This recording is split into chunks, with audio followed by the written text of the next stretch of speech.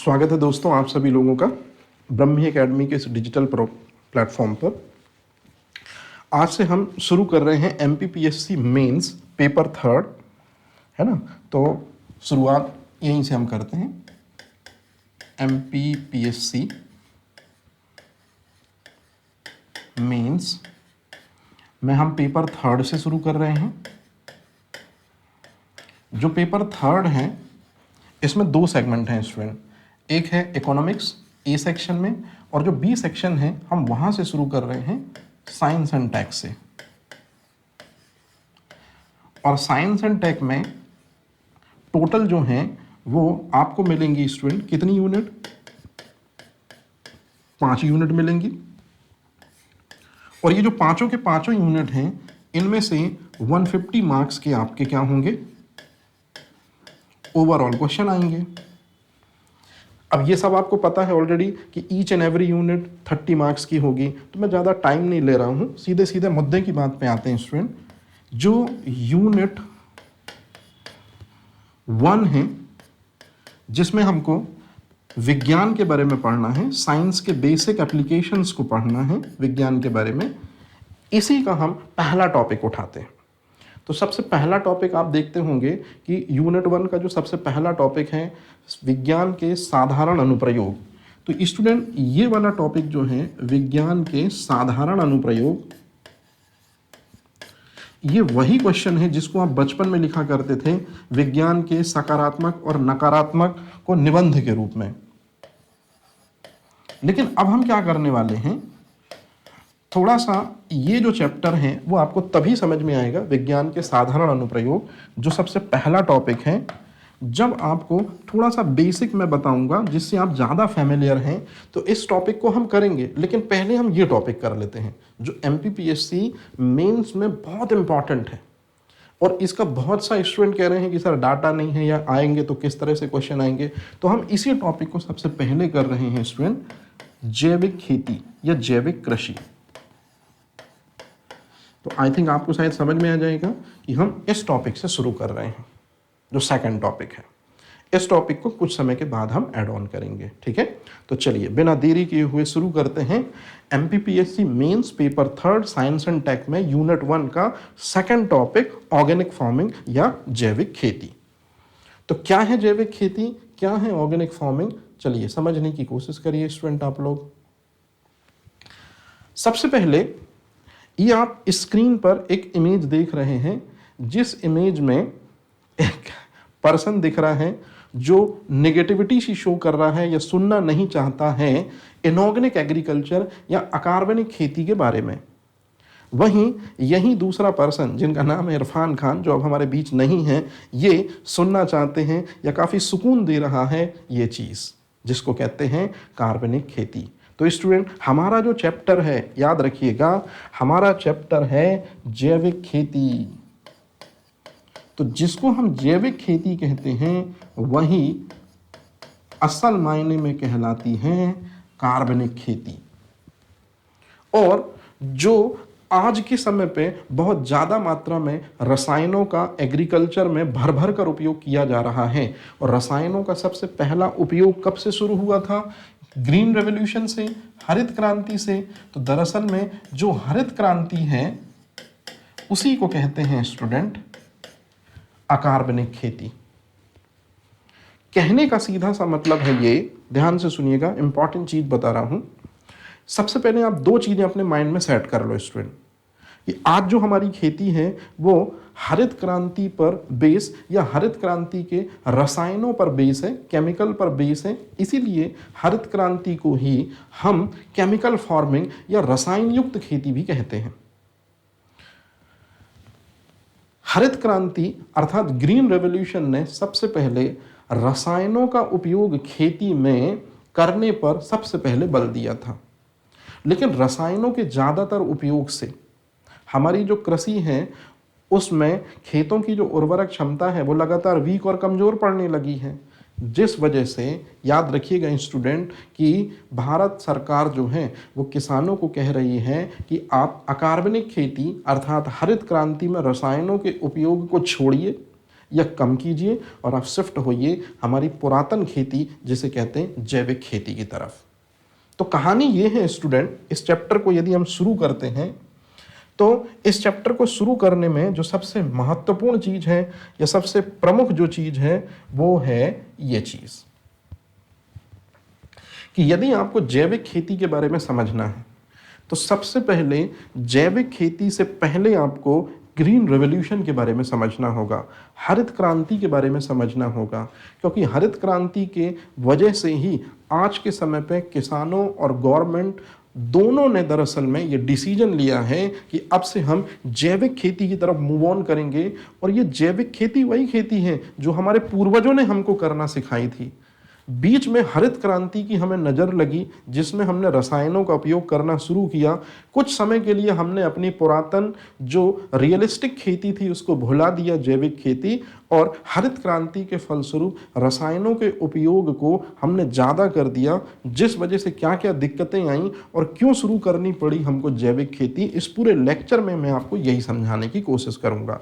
तो पहले मैं आपको हरित क्रांति के 2-3 डायमेंशन बता दूँ, तब कहीं ऑर्गेनिक एग्रीकल्चर या जैविक खेती का जो है वो रास्ता साफ हो पाएगा। तो शुरुआत सबसे पहले हमको पढ़ना जैविक खेती है, लेकिन शुरुआत हम कर रहे हैं वहाँ से जिसकी वजह से जैविक खेती की ज़रूरत आन पड़ी। शुरुआत कर रहे हैं ग्रीन रेवोल्यूशन से। तो स्टूडेंट सबसे पहले ग्रीन रेवोल्यूशन के बारे में ये कुछ ऐसे फैक्ट हैं जो एमपीपीएससी मेंस 2-2 नंबर में पूछ सकता है या 7 मार्कर में क्वेश्चन पूछ सकता है। हरित क्रांति क्या है, हरित क्रांति के सकारात्मक या नकारात्मक परिणाम बताइए, है ना, दोनों चीजें पूछ सकता है। तो थोड़ा सा इसको प्रिपेयर कर लीजिए। हरित क्रांति शब्द विलियम गॉड ने सबसे पहले दिया था। एक व्यक्ति है जिनका नाम है नॉर्मन बोरलॉग। ये नॉर्मन बोरलॉग जो है अमेरिका के मैक्सिको में रॉकफेल्टर फाउंडेशन था, वहाँ दरअसल में ये कृषि वैज्ञानिक थे और दुनिया भूख से लड़ रही थी साल 1960 में। तो इन्होंने क्या किया, गेहूं की बहुत सी किस्मों को हाइब्रिडाइज करके, गेहूं की बहुत सी किस्मों को संकरित करा के एक नई प्रजाति का उच्च उत्पादकता वाला गेहूं, चावल जैसी फसलों को विकसित करके लोगों की भूख को उस समय शांत किया था जब लोग त्राही त्राही कर रहे थे साल 1960-1970 के दशक के बीच में।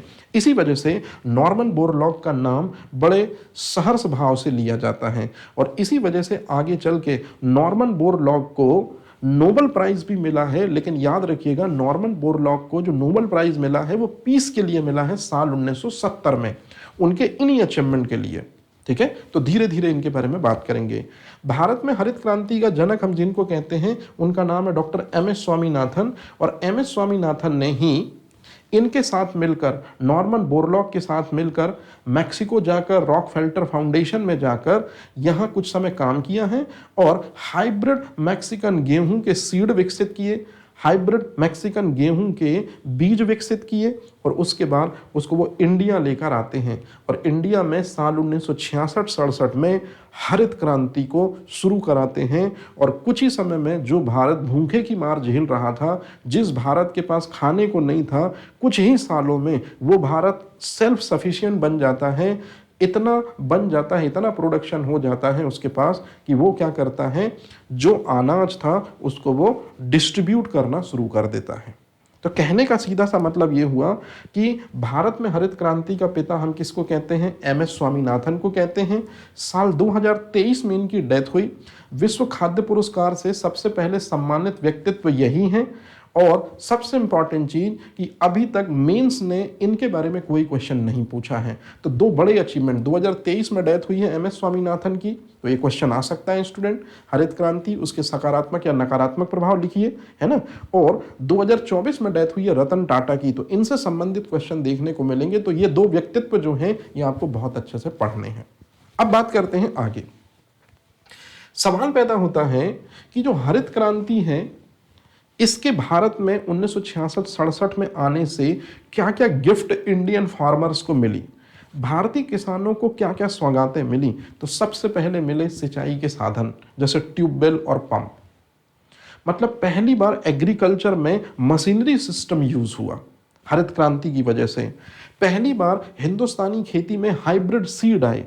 हाइब्रिड सीड का मतलब है दो अलग अलग, जैसे मैक्सिकन गेहूं जो तैयार किया था नॉर्मन बोरलॉग ने एमएस स्वामीनाथन की सहायता से तो किया क्या था स्टूडेंट, मैक्सिकन गेहूं लिया, इंडियन गेहूं लिया और इनको हाइब्रिडाइज कराया, इन दोनों को संकरित कराया, मतलब दो देशों के गेहूं को संकरित कराकर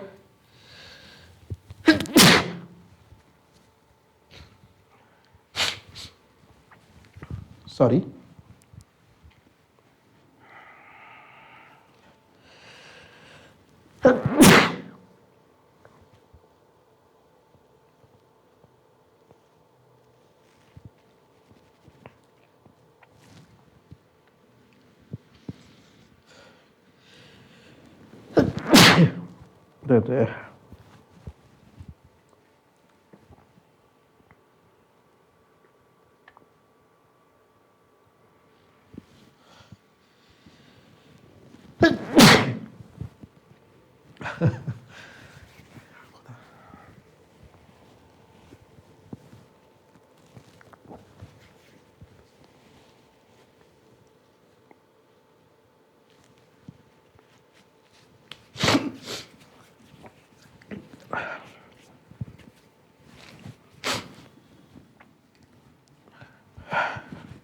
तो स्टूडेंट मैं आपको बता रहा था कि पहली बार हिंदुस्तान में अमेरिकन गेहूं और इंडियन गेहूं को संकरित कराकर एक नई प्रजाति का बोनी किस्म का लेकिन उच्च उत्पादकता वाला संकर बीज इंट्रोड्यूस कराया गया।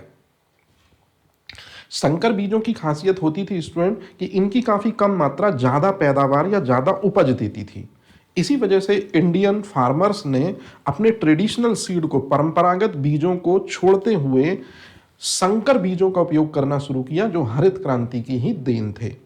हालांकि ये परंपरागत बीजों की तुलना में थोड़ी महंगे हुआ करते थे, लेकिन उत्पादकता उच्च थी इन बीजों के पास, जिस वजह से इनका ज्यादा उपयोग किया जाता था।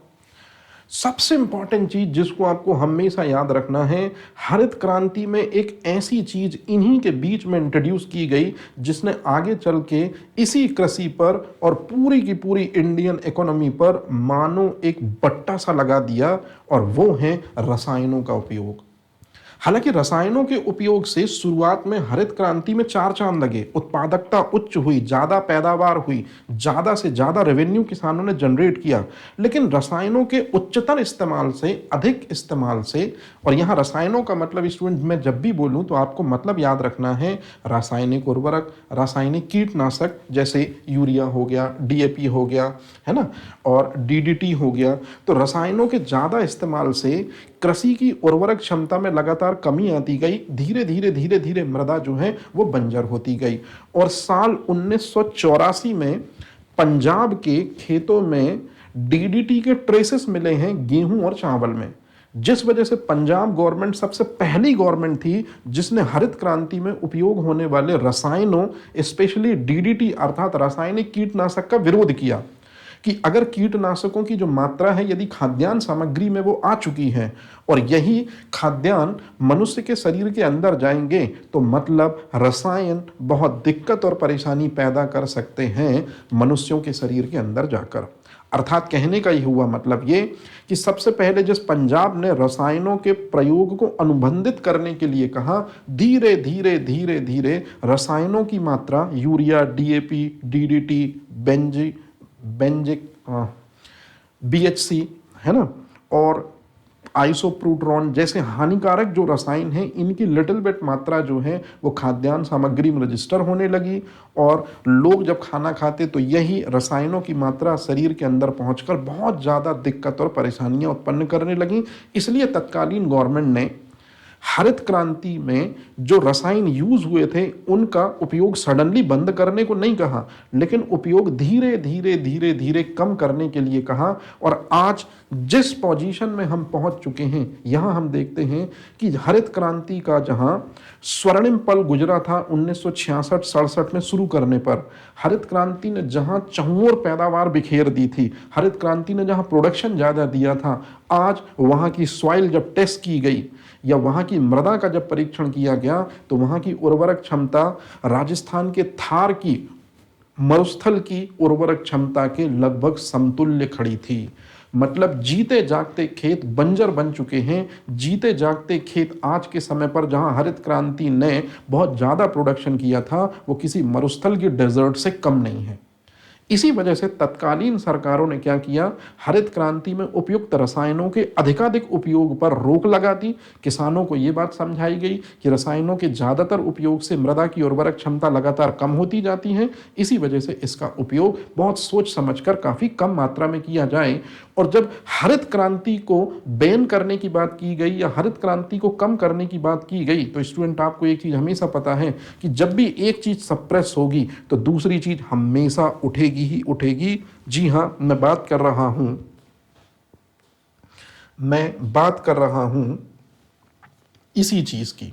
इस चीज़ की हमेशा याद रखिएगा कि हमारी जो जैविक खेती है, इसकी जो मेन लड़ाई है वो किसके साथ है, वो ग्रीन रेवोल्यूशन के साथ है। और यहाँ ग्रीन रेवोल्यूशन में भी रसायन युक्त खेती से दरअसल में फाइट है, क्योंकि रसायनों के उपयोग से ग्रीन रेवोल्यूशन में मृदा की उर्वरक क्षमता लगातार कम होती गई, जिस वजह से मृदा की उर्वरक क्षमता को बनाए रखने के लिए हमारी पुरातन कृषि पद्धति ऑर्गेनिक फार्मिंग को वापस आना पड़ रहा है।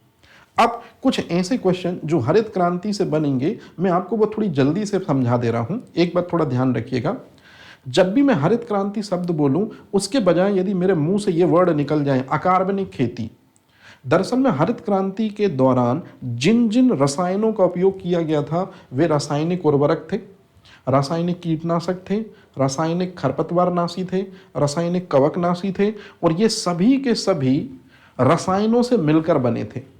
और रसायन जो होते हैं वो टॉक्सिक नेचर के होते हैं, और जब ये टॉक्सिन युक्त केमिकल या जब ये टॉक्सिन युक्त रसायन खेतों में डाले जाते हैं तो मृदा की उर्वरक क्षमता धीरे धीरे धीरे धीरे कमजोर पड़ने लगती है। तो कहने का सीधा सा मतलब हुआ ये कि रसायनों के इस्तेमाल से मृदा की उर्वरक क्षमता लगातार कम होने लगी, मृदा में जहरीला प्रभाव मिलने लगा। इसीलिए हरित क्रांति को कुछ वैज्ञानिकों ने रसायन युक्त खेती कहकर पुकारा, और रसायन टॉक्सिक नेचर के होते हैं, जहरीले प्रकृति के होते हैं। इसलिए कुछ पर्यावरण वेदों ने और कृषि विशेषज्ञों ने हरित क्रांति को जहरीली खेती तक की संज्ञा दे डाली, क्योंकि हरित क्रांति में जिन रसायनों का उपयोग होता है वो हानिकारक टॉक्सिन्स हैं, वो बहुत जहरीले केमिकल्स हैं। अब यदि कभी आपसे अगर पूछें कि हरित क्रांति के सकारात्मक प्रभाव क्या हैं, तो ये तो आप ऑलरेडी इकोनॉमिक्स में इसके बारे में बहुत डिटेल से पढ़ते हैं कि जो क्रांति रसायनों का उपयोग खाद्यान्न के उत्पादन में वृद्धि लाती है, संकर बीजों के इस्तेमाल से मशीनरी का एग्रीकल्चर सिस्टम में यूज होता है, तो हिंदुस्तान में खाद्यान्न उत्पादन में बेतहासा वृद्धि दर्ज की गई। जो भारत भूखों मर रहा था अनाज के लिए, वही सेल्फ सफिशिएंट हो गया और उसने बड़े तेजी से खाद्यान्न को दूसरे देशों में निर्यात करना शुरू किया। तो ये प्रैक्टिकली पॉसिबल हो पाया हरित क्रांति की वजह से ही। भूखमरी और कुपोषण की समस्या में हरित क्रांति की वजह से ही सुधार हुआ। याद करिए, इसी के पहले आपने कभी न कभी ऐसे स्टेटमेंट जरूर सुने होंगे कि जब भारत भूखमरी के दौर से गुजर रहा था और पंडित लाल बहादुर शास्त्री ने अमेरिका से कुछ खाद्यान्न की जब मांग की, तो उसने हमको कोई गेहूं की या मक्के की एक ऐसी किस्म थी जिनको अमेरिका जैसे देशों में वहाँ सुअर खाते थे। तब जय जवान जय किसान जय विज्ञान, है ना, तो जय जवान जय किसान का नारा देने वाले जो लाल बहादुर शास्त्री थे, उन्हीं ने दरअसल में ये अमेरिकन गवर्नमेंट को चेताते हुए कहा कि हम एक टाइम ही खाना खाकर रह लेंगे, लेकिन आपके द्वारा दिए गए रिसोर्सेज को यूज़ नहीं करेंगे, आपके द्वारा दिए गए उस अन्न को यूज़ नहीं करेंगे। और सडन ताशकंद में कुछ समय के बाद उनकी डेथ हो जाती है और बाद में बदतर हालात होते हैं हिंदुस्तान में, भूखमरी, कुपोषण, है ना, ये और भी ज़्यादा हो जाते हैं। और इसी दौरान एंट्री होती है इंदिरा गांधी जी की। स्टूडेंट, हरित क्रांति का प्रारंभन इंदिरा गांधी जी के कार्यकाल में हुआ। इंदिरा गांधी जी से ही हिंदुस्तान में भूखमरी, हिंदुस्तान में लोगों का रुदन नहीं देखा गया, तो उन्होंने ही अपने सबसे विश्वसनीय व्यक्तित्व जानकी अम्माल, जिनको बैंगन क्रांति का जनक कहते हैं, गन्ना क्रांति का जनक कहते हैं, उनके समक्ष समस्या रखी कि हम भारत की समस्या को कैसे सॉल्व कर सकते हैं। और जानकी अम्माल ने फिर बताया था एमएस स्वामीनाथन के बारे में मैडम को, और फिर मैडम सर ने अर्थात श्रीमती इंदिरा गांधी जी ने बुलाया किनको, बुलाया, भारत के हरित क्रांति के प्रणेता, उनके सामने बात रखी, उनको मैक्सिको भेजा नॉर्मन बोरलॉग के साथ काम करने के लिए, और वहाँ नॉर्मन बोरलॉग के साथ काम करके MS स्वामीनाथन ने गेहूं की एक किस्म विकसित की जिसको कहते हैं हाइब्रिड सीड या हाई यील्ड हाइब्रिड सीड। और फिर उसी गेहूं की वजह से हिंदुस्तान में पैदावार का आलम क्या रहा, हम मात्र 10 सालों में ही जो भुखमरी की कगार पर खड़े थे अब दूसरे देशों को निर्यात करने लगे। तो कहने का मतलब है कि ये 3 जो पॉइंट हैं ये हरित क्रांति का इंपॉर्टेंस भी बताते हैं और इंदिरा गांधी जी की इंडियन सियासत में एंट्री भी दर्शाते हैं जो काफ़ी पावरफुल तरीके से उन्होंने की हरित क्रांति के साथ में। वहीं अगर आपसे कभी क्वेश्चन पूछा जाए कि हरित क्रांति के नकारात्मक प्रभाव क्या है, तो एक बात आप याद रखिएगा स्टूडेंट, जो हरित क्रांति के नकारात्मक प्रभाव हैं वही जैविक क्रांति के, जैविक खेती के सकारात्मक प्रभाव भी हैं। जैसे मिट्टी की उर्वरता में कमी और मिट्टी का मरुस्थलीकरण। हरित क्रांति में जो रसायनों का भर भर कर उपयोग किया किसानों ने, उसकी वजह से मृदा की उर्वरक क्षमता कम होने लगी, जिस वजह से मृदा जो है वो बंजर होने की तरफ चल पड़ी। इसी को कहते हैं मृदा का मरुस्थलीकरण। इसी कारण से बहुत सी गवर्नमेंट ने अपने यहाँ रसायनों के अत्यधिक उपयोग पर प्रतिबंध लगा दिया और किसानों को एक लिमिटेड अमाउंट में रसायनों की जो है डिस्ट्रीब्यूशन वो करने लगे। दूसरा पॉइंट है, हरित क्रांति दुनिया के उन स्टेट में सक्सेस हुई है या भारत में हरित क्रांति वहीं सबसे ज़्यादा सक्सेस हुई है जहां पानी ज़्यादा मात्रा में था, क्योंकि जो हाइब्रिड सीड थे, जो संकरित बीज थे, वो उच्च उत्पादन तभी दे सकते थे जब उनको नॉर्मल बीजों की तुलना में 3 से 4 बार ज़्यादा पानी दिया जाए। मतलब ये हरित क्रांति का एक ड्रॉबैक है कि हिंदुस्तान में वैसे ही जो खेती है वो मानसून पर बेस है, मानसून के दिए गए पानी से हिंदुस्तान में खेती होती है, और हाइब्रिड सीड जो है वो ज़्यादा पानी की डिमांड करता था, मतलब 5 से 6 बार उसको सिंचाई की आवश्यकता पड़ती थी। तो जिन स्टेट में पानी की जो है वो ज़्यादा मात्रा थी या पानी ज़्यादा मात्रा में था, सिंचाई भरपूर मात्रा में हुई, वहाँ हरित क्रांति ने अपनी पॉजिटिवनेस दिखाई। लेकिन मध्य प्रदेश, उत्तर प्रदेश के कुछ जिले, गुजरात के कुछ जिले में हरित क्रांति ने अपने ड्रॉबैक दिखाए क्योंकि यहाँ पानी की भरपूर मात्रा नहीं थी।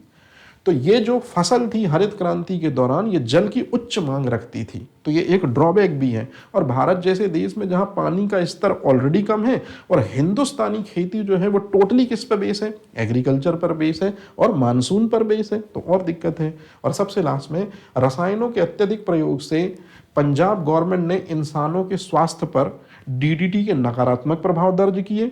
वहीं पर्यावरण में रसायनों के लगातार आने से मछलियों के अंदर, घोंघों के अंदर बहुत ज़्यादा मात्रा में रसायनों का एकत्रीकरण हुआ, तो निश्चित रूप में उनकी डेथ होनी शुरू हुई। रसायनों का जलीय स्रोतों में मिलने से वो कैसे होने शुरू हुए, प्रदूषित होने शुरू हुए, और रसायनों का मृदा के संपर्क में आने से मृदा की उर्वरक क्षमता भी कम आई, मतलब मृदा प्रदूषण जैसी समस्याएं देखने को मिली।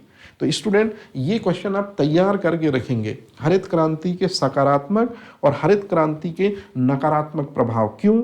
क्योंकि MS स्वामीनाथन का 2023 में हुआ है डेथ, और अभी फोकस नहीं पड़ा है किसका, एग्जामिनर का, कि वो इस तरह से क्वेश्चन दे। लेकिन जैसे ही उनका फोकस इस तरफ आएगा, आप बिलीव करिए, या तो वो हरित क्रांति देंगे या तो वो जैविक खेती देंगे।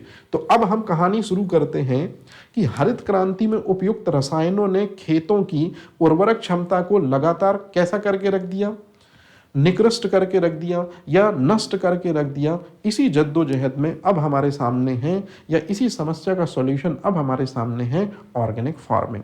तो ऑर्गेनिक फार्मिंग या जैविक खेती क्या होती है, मैं बिल्कुल सिंपल तरीके से आपको समझा देता हूं। हमेशा क्वेश्चन इसी चार्ट में से आए हैं और आते रहेंगे, इसी चार्ट में से क्वेश्चन आए हैं और आते रहेंगे। कैसे?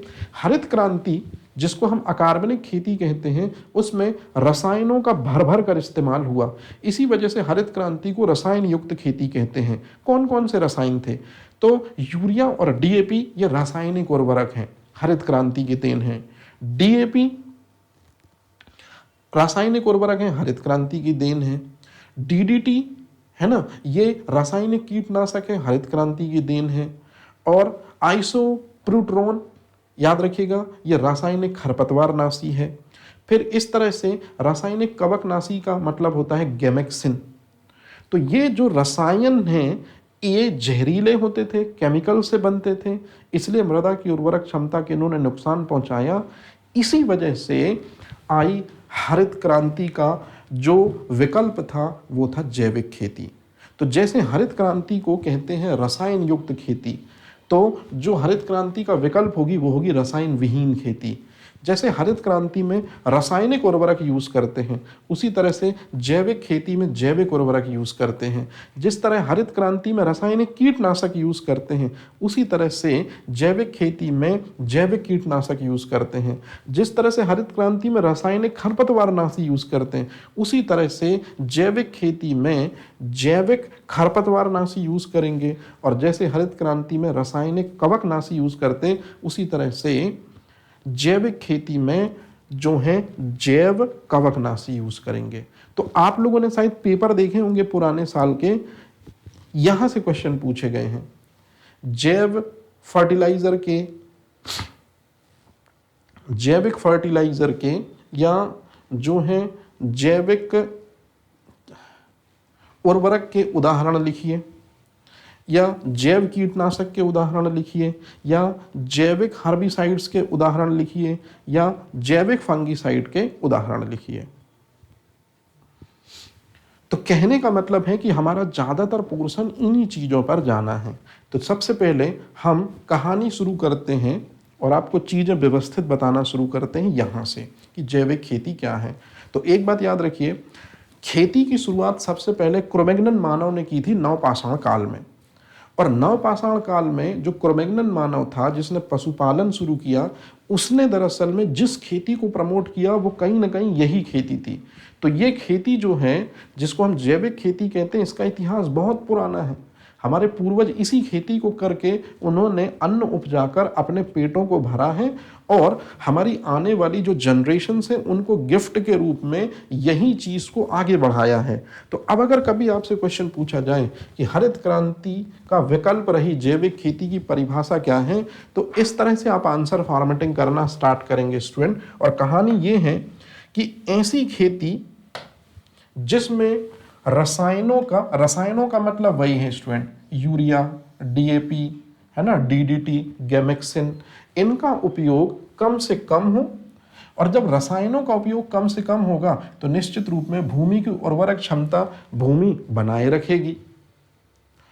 अब अगर आप रसायनों का उपयोग कम से कम करोगे तो भूमि की उर्वरक क्षमता तो बनी रहेगी, लेकिन जैविक खेती में कौन कौन से तरीके अपनाओगे जिससे भूमि की उर्वरक क्षमता बनी रहे? तो याद रखिएगा, जैविक खेती में सबसे पहले किया जाता है फसल चक्रण। जैविक खेती में सहारा लिया जाता है हरी खाद का। जैविक खेती में सहारा लिया जाता है जैविक खाद का। जैविक खेती में सहारा लिया जाता है जैविक उर्वरक का। जैविक खेती में सहारा लिया जाता है जैविक कीटनाशक का। और जैविक खेती में सहारा लिया जाता है जैविक कवकनाशी का। मतलब खेती की वह परंपरा जो पुरातन है, जिसमें रसायनों का उपयोग नहीं होता है, और फसल चक्रण, हरी खाद, जैविक कीटनाशी, जैविक खरपतवारनाशी का उपयोग यदि हम करें तो उसे हम जैविक खेती कहते हैं। तो दरअसल में जैविक खेती एक ऐसा माध्यम है जिसमें प्रकृति प्रदत्त चीजों का उपयोग करके, प्रकृति की चीजों को ही हम यूज करके मृदा की पैदावार बढ़ाने में जो है वो मदद करते हैं। तो याद रखेंगे, ये जो परिभाषा है इसको आपको बहुत अच्छे से ध्यान रखना है। ज़्यादातर स्टूडेंट इस परिभाषा में एक स्टेटमेंट जो एकदम रॉन्ग लिख देते हैं, जिस वजह से जो एग्जामिनर होता है वो इसे कैंसिल कर देता है। जैविक खेती जो है वो रसायनों का इस्तेमाल बंद करने को बिल्कुल भी नहीं कहती है। रसायनों का कम से कम इस्तेमाल करने को जैविक खेती प्रोत्साहित करती है। अगर ऐसा होता तो गवर्नमेंट आज यूरिया पे सब्सिडी नहीं दे रही होती, गवर्नमेंट डीएपी पे सब्सिडी नहीं दे रही होती। अगर गवर्नमेंट को चाहिए होता कि वो पूरी तरह प्योर जैविक खेती हो तो फिर वो रसायनों के इस्तेमाल को खुद बढ़ावा नहीं दे रही होती। तो याद रखिएगा, जैविक खेती में अभी भी परमिशन है रसायनों की, लेकिन बहुत कम मात्रा में। और ये किसानों से खुद बोला जा रहा है कि रसायनों का उपयोग करिए कम मात्रा में, लेकिन आप किन का उपयोग करिए? प्रकृति प्रदत्त संसाधनों का उपयोग ज़्यादा करिए, जैसे फसल चक्रण, और इन्हीं के बारे में मैं आपको बताऊंगा। तो ध्यान रखिएगा, इस स्टेटमेंट को जरूर एग्जामिनर चेक करता है। यदि आपने रसायनों का बिल्कुल भी इस्तेमाल लिख दिया तो वहाँ आपका क्वेश्चन जो हो गया वो 0 हो गया। हरित क्रांति में रसायनों का उपयोग होता है, लेकिन जैविक खेती में भी रसायनों का उपयोग होता है, लेकिन कम से कम। और उसके बदले कौन कौन सी चीज़ों से फसलों को हम बेहतर करा सकते हैं, तो वो सारी चीज़ें आपको क्लियर हो गई। अब यदि कोई आपसे पूछे कि हरित खेती का मेन सिद्धांत क्या है, क्यों की जा रही है आज के समय पे हरित खेती, तो सबसे पहले हरित खेती, या माफी चाहता हूं, सबसे पहले जैविक खेती जो की जा रही है वो की जा रही है ताकि पर्यावरण संतुलित रहे। पर्यावरण में रसायनों का अधिकांश मात्रा पहुंच के जल स्रोतों को और स्थल स्रोतों को दूषित ना करें। और याद रखिएगा, जब रसायनों का अत्यधिक उपयोग स्रोतों को दूषित नहीं करेगा तो इस वजह से प्रकृति संतुलन में रहेगी और हमारा पर्यावरण भी स्थायी रहेगा। और तीसरी सबसे इंपॉर्टेंट चीज है कि जैविक खेती में रसायनों का उपयोग जितना कम से कम होता जाएगा, ह्यूमन की हेल्थ, ह्यूमन का स्वास्थ्य उतना ज़्यादा अच्छा होता जाएगा। तो कुल मिला के पर्यावरण को संतुलित करने के लिए, मानव के स्वास्थ्य को बेहतर करने के लिए, मृदा की उर्वरक क्षमता को बढ़ाने के लिए, है ना, इन सभी कारण से जो है जैविक खेती को तत्कालीन सरकारें जो हैं वो प्रमोट कर रही हैं। और शायद आपने एक स्टेटमेंट कभी ना कभी पढ़ा होगा कि 2016 में सिक्किम पहला राज्य बना जो जैविक खेती प्रधान था।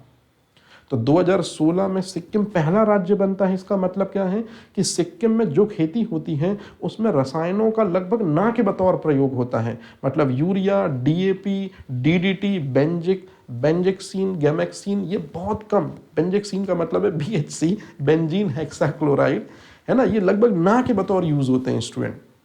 और वहाँ जैविक खेती के जैविक खाद, जैविक कीटनाशक, जैविक खरपतवारनाशी, इनका ज़्यादा से ज़्यादा उपयोग होता है। तो याद रखेंगे, ये स्टेटमेंट जरूर आप लिखिएगा मेंस पे, अगर कभी आता है कि सिक्किम 2016 में सबसे पहला स्टेट बना जो जैविक खेती के जरिए अपनी कृषि पद्धतियों को लगातार आगे बढ़ा रहा है। इसके बाद जैविक खेती के सिद्धांत यदि आपसे क्वेश्चन पूछे जाते हैं तो ये उसी चीज को मैंने क्या कर दिया है स्टूडेंट, थोड़ा सा एलेबोरेट कर दिया है। यहाँ एलेबोरेट का मतलब होता है कि अगर मेंस में आपसे क्वेश्चन पूछा जाएगा कि जैविक खेती क्या है, तो सिर्फ वो जैविक खेती क्या है नहीं देगा, जैविक खेती क्या है इसके सिद्धांत के साथ समझाइए। तो सिद्धांत के साथ आपको इस तरह से समझाना पड़ेगा कि पर्यावरणीय संतुलन का मतलब है कि पर्यावरण के जो संसाधन है, जैसे जल हो गया, मृदा हो गया, वायु हो गया, इनको जैविक खेती नुकसान नहीं पहुंचाती है, इनका संरक्षण करती है, अर्थात ये हमेशा शुद्ध रहें इस तरह का बढ़ावा देती है। मतलब कुल मिला के जो जैविक खेती है वो पंच तत्वों के शुद्धिकरण पर बल देती है ना, भूमि, अग्नि, वायु, इनके शुद्धिकरण पर जल देती है। इसी तरह से दूसरा जो है स्थायित्व, स्थायित्व का मतलब होता है कि मिट्टी और खेती दोनों की गुणवत्ता तभी बनी रह सकती है जब मृदा की उर्वरक क्षमता बनी रहे। तो जैविक खेती का पूरा मोटिव है कि सॉइल की फर्टिलिटी हमेशा इंप्रूव हो। और तीसरा है कि हम ऐसे खाद्य पदार्थों को अपने भोजन में शामिल करेंगे जिसमें रसायन ना के बतौर हों, तो ऑब्वियसली सी बात है हमारी हेल्थ बेहतर होगी, हमारा स्वास्थ्य बेहतर होगा। और आजकल तो एक मुहिम सी चल पड़ी है। आजकल आपने देखा होगा कि आप जब चावल लेने जाते हैं, गेहूं लेने जाते हैं, तो कुछ दुकानदार ये प्रमोट करते हैं कि ये ऑर्गेनिक गेहूं है, ये ऑर्गेनिक चावल है, और उसकी डिमांड नॉर्मल राइस से थोड़ी हाइक में होती है। वो सिर्फ इसी वजह से क्योंकि जो वो ऑर्गेनिक राइस है, ऑर्गेनिक व्हीट है, वो रसायन विहीन कृषि के जरिए उत्पन्न हुआ है। उसमें डीडीटी, यूरिया का कोई अंश नहीं है, उसमें डीडीटी, बीएचसी का कोई पार्ट नहीं है, इस वजह से वो थोड़ा सा महंगा मिलता है। तो ये ध्यान रखना है स्टूडेंट, ये 7 मार्कर क्वेश्चन बनेगा आपको कि जैविक खेती क्या है, इसके सिद्धांतों का वर्णन कीजिए। अगर क्वेश्चन ये नहीं आएगा तो फिर क्वेश्चन आएगा जैविक खेती क्या है, इसके लाभ को समझाइए। 101% क्वेश्चन होगा स्टूडेंट ये। तो जैसे जैविक खेती का सबसे पहला लाभ ये है कि जब आप हरित क्रांति के जरिए खेती करते हैं तो आपको यूरिया की बोरी लाना पड़ती है, डीएपी की बोरी लाना पड़ती है, डीडीटी लाना पड़ता है, बीएचसी लाना पड़ता है। मतलब अतिरिक्त खेती पर भार बढ़ जाता है जब आप हरित क्रांति के जरिए खेती करते हैं। लेकिन वहीं आप जब जैविक खेती करते हैं तो जैविक खेती में आप किसी तरह के कोई रसायन को यूज ही नहीं करते या कम से कम यूज करते हैं। तो जैविक खेती में जो रसायनों का अतिरिक्त भार था वो जैविक खेती में बहुत हद तक कम हो जाता है, जिस वजह से किसानों की जो कृषि लागत होती है वो काफी कम हो जाती है या मिनिमम हो जाती है। दूसरा सबसे इंपॉर्टेंट है कि मृदा की उर्वरक क्षमता जो रसायनों के उपयोग से लगातार कमतर होती जाती है, वही जैविक खेती में जैविक उपयोगों से या जैविक जीवांशों से या सजीवों के उपयोग के द्वारा लगातार बढ़ती चली जाती है। तो जैविक खेती में कौन से जीवांशों का यूज करते हैं, जैविक खेती में कौन सी सजीव चीजों का यूज करते हैं, ये मैं आपको बताऊंगा। और तीसरी सबसे इंपॉर्टेंट चीज, एक नई स्टडी ये भी बताती है कि भारत में जो वाटर लेवल बहुत नीचे चला गया है वो रसायनों के ज्यादातर इस्तेमाल की वजह से वाटर लेवल नीचे चला गया है। और जिन देशों ने और जिन स्टेट ने हरित क्रांति को छोड़कर जैविक खेती अपनाई है उन देशों में पानी का वाटर लेवल अपने आप ऊपर आने लगा। सिक्किम इसका जीता जागता उदाहरण है स्टूडेंट, कि जब हरित क्रांति शुरू हुई थी 1966-67 में और धीरे धीरे ये हाईली प्रमोट हुई, रसायनों का भर भर कर इस्तेमाल हुआ, तो वाटर लेवल इंडिया में कम होना शुरू हुआ। लेकिन सिक्किम ने 2016 में जो है हरित क्रांति को जब क्विट किया और जैविक खेती से आगे बढ़ने का डिसीजन लिया, तो कोरोना टाइम पर ही ये असर दिखने लगा था कि वहां पर वाटर लेवल जो है वो बहुत तेजी से हाइक हुआ, इंक्रीज हुआ। तो भूमिगत जल स्तर में सुधार भी हुआ है, भूमिगत जल स्तर में वृद्धि भी दर्ज की गई है। सबसे काम की चीज, जब हरित क्रांति के जरिए फसलें, बीज, फल, सब्जियां पैदा की जाती हैं तो उनकी गुणवत्ता, उनकी पैदावार ज्यादा होती है। और सबसे इंपॉर्टेंट चीज, जब पैदावार होगी अच्छी तो उसमें यदि सब्जी जैसे गेहूं है तो गेहूं में कार्बोहाइड्रेट का परसेंटेज हाई होगा, चावल है उसमें कार्बोहाइड्रेट का परसेंटेज हाई होगा, यदि दाल है तो उसमें प्रोटीन का परसेंटेज हाई होगा। लेकिन जब रसायन युक्त खेती की जाती है तो चावल, गेहूं और दाल में रसायन भी ऐड होने लगते हैं। तो जिस वजह से जो फसलों की गुणवत्ता है या फलों की गुणवत्ता है या सब्जियों की गुणवत्ता है वो रसायनों के इस्तेमाल से लगातार कम होने लगती है। लेकिन जैविक खेती में रसायन यूज ही नहीं होगा, तो सिर्फ रियल कंटेंट जो फसलों में है, जो सब्जियों में है, जो बीजों में है, वही अपने आप को प्रभुत्व के रूप में इन्फ्लुएंस करता है या उभारने की कोशिश करता है। तो उत्पाद की गुणवत्ता भी उच्च होती है, ये भी ध्यान रखेंगे। और सबसे इंपॉर्टेंट चीज, जिस वजह से पर्यावरणविद और डॉक्टर समर्थन कर रहे हैं जैविक उत्पादों का, क्योंकि जैविक उत्पाद जैविक खेती से ही मिलते हैं और जैविक खेती मानव के स्वास्थ्य के लिए बेहतर है। किसी प्रकार का कोई ड्रॉबैक नहीं होता है, क्योंकि रसायनों के इस्तेमाल से आपको भी पता है रसायन टॉक्सिक नेचर के थे, जहरीले नेचर के थे। कई बार उनके छिड़काव से, कई बार उनके उपयोग से दिक्कत और परेशानी होने लगती थी। इसी वजह से रसायनों का उपयोग जो है वो नहीं होता है जैविक खेती में, तो लोगों का स्वास्थ्य भी बेहतर रहता है और पर्यावरण पर इसके पॉजिटिव प्रभाव पड़ते हैं, पर्यावरण भी समृद्धशाली बना रहता है। लास्ट में ये वही चीज जो मैंने आपको बताई थी स्टूडेंट, कि अगर आपसे कभी कोई क्वेश्चन पूछे कि जैविक खेती जो है उसको करके किस स्टेट ने सबसे ज़्यादा उत्पादकता हासिल की है, कहाँ के किसानों ने ये कहा कि हमारे यहाँ पर पैदावार फसल की बढ़ी है, रसायन विहीन खेती होने से पर्यावरण और मानव स्वास्थ्य पर सकारात्मक प्रभाव पड़ा है, आंसर है 2016। सिक्किम इस बात का गवाह है, जिसने हरित क्रांति के पॉजिटिव पॉइंटों को दुनिया के समक्ष अंतर्राष्ट्रीय पटल पर रखा और लोगों में यह भरोसा और विश्वास जताया कि हमारी जो पुरातन प्राचीनतम कृषि पद्धति थी जैविक खेती, वो सच में फायदेमंद है, सच में कारगर है, उसके उपयोग से दिक्कत और परेशानी नहीं होती है लोगों को, उसे इसको प्रमोट करना चाहिए। और सबसे इंपॉर्टेंट चीज, आज जैविक खेती के द्वारा जो प्रोडक्ट हमारे पास आ रहे हैं उनकी मार्केट में वैल्यू ट्रेडिशनल की तुलना में बहुत ज़्यादा है। जैसे नॉर्मल राइस और जैविक खेती वाले राइस में यदि आप कभी कीमत का अंदाजा लगाएं तो 90 रुपए किलो यदि चावल है ग्रीन रेवोल्यूशन वाला या केमिकल वाला, है ना, तो वहीं जैविक खेती का जो चावल है उसकी कीमत 200 रुपए किलो होगी। यदि नॉर्मल फल और सब्जियां जो जैविक खेती के जरिए उपजती हैं उनकी कीमत 50 रुपए 100 रुपए ज़्यादा ही होती है नॉर्मल फ्रूट एंड वेजिटेबल से।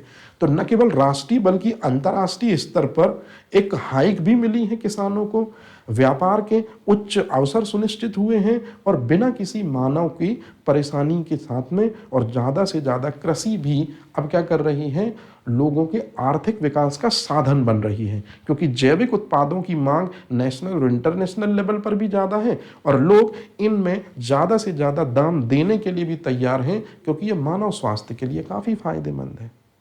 ऐसा है ये चीज़। तो उम्मीद करते हैं कि जैविक खेती क्या है ये थोड़ी बहुत आपको समझ में आया होगा। जैविक खेती की बेसिकली लड़ाई हरित क्रांति के रसायनों के साथ है। हरित क्रांति में रसायनों का भर भर कर इस्तेमाल होता था, जैविक खेती में रसायनों का ना के बतौर इस्तेमाल करके हम प्रकृति के गिफ्ट जैसे जैविक खाद, जैविक उर्वरक, जैविक कीटनाशक, इनको ज़्यादा उपयोग करते हैं। तो इस तरह से ये जैविक खेती से संबंधित इंपॉर्टेंट लेक्चर यहाँ होता है समाप्त। इसके आगे की चीज़ों को हम नेक्स्ट लेक्चर में कंटिन्यू करेंगे। Thank you.